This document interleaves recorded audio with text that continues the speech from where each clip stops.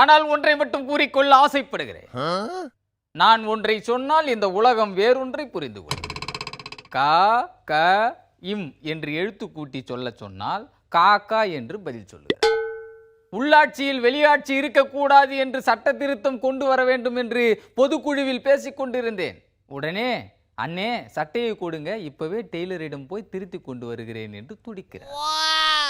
குளிர்கால கூட்டத்தொடரில் மசோதா கொண்டு வர வேண்டும் என்று சொன்னால் மசமசவென்று இருந்தவர்கள் அனைவரும் ஆணையிடுங்கள் தலைவா, இப்போதைக்கு மசால் தோசைக்கு ஆர்டர் கொடுக்கிறேன் என்று 16 அடிக்கு பாய்கிறார்.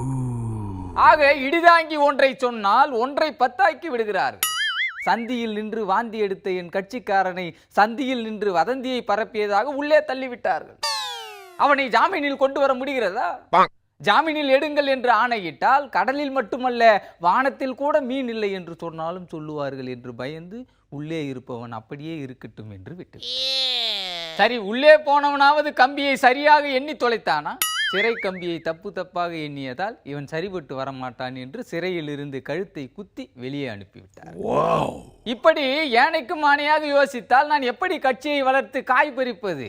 காய் பறித்தால் தானே அந்த காயை கொண்டு அரசியலில் அவ்வப்போது காய்களை கண்டபடி நகர்த்த முடியும். இந்த அடிப்படை அறிவை கூட என் தொண்டனுக்கு கற்றுக் கொடுக்க முடியவில்லை.